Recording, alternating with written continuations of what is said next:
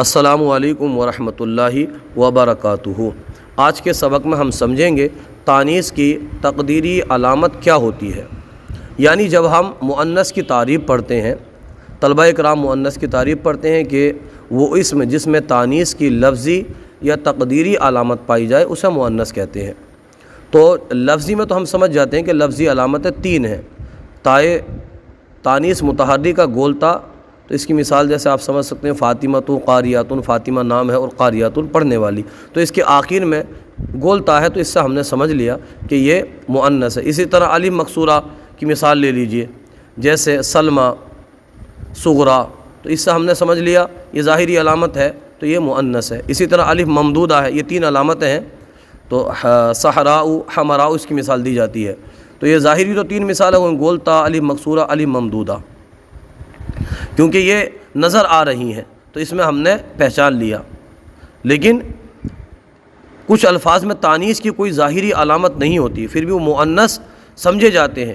ایسے الفاظ میں جو تانیث کی علامت چھپی ہو یا صرف معنی یا عادت سے سمجھی جائے اسے کہتے ہیں تقدیری علامت تانیث۔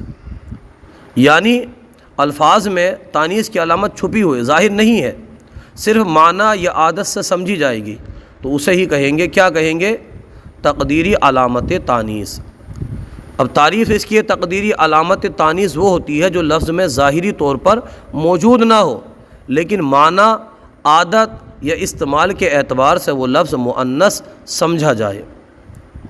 اب جیسے کہ آپ سمجھ لیجیے زینب، اب زینب کے اندر کوئی بھی تانیث کی ظاہری علامت نہیں ہے لیکن عورت کا نام ہے، کوئی ظاہری علامت نہیں ہے، چونکہ یہ عورت کا نام ہے اس لیے یہ مؤنث ہے، یہ ہے تقدیری مؤنث۔ اسی طرح سے شمسن، اس کا معنی ہوتا ہے سورج، اس میں بھی کوئی علامت نہیں ہے، ظاہری علامت نہیں ہے لیکن عرب اس کو مؤنث مانتے ہیں۔ ارضن، اس کا معنی ہوتا ہے زمین، ظاہری علامت نہیں ہے مگر مؤنث ہے۔ ایسے الفاظ کو ہم سماعی مؤنث بھی کہتے ہیں کیونکہ ہم نے عربیوں سے سنا ہے کہ وہ انہیں مؤنث استعمال کرتے ہیں۔ تقدیری علامت کا مطلب یہ ہے کہ ظاہری علامت کے بغیر مؤنث ہونا۔ یہ الفاظ عربی زبان کے استعمال اور عادت سے مؤنث مانے جاتے ہیں۔ امید ہے کہ آپ کو تقدیری علامت تانیث اچھی طرح سمجھ میں آ گئی ہوگی۔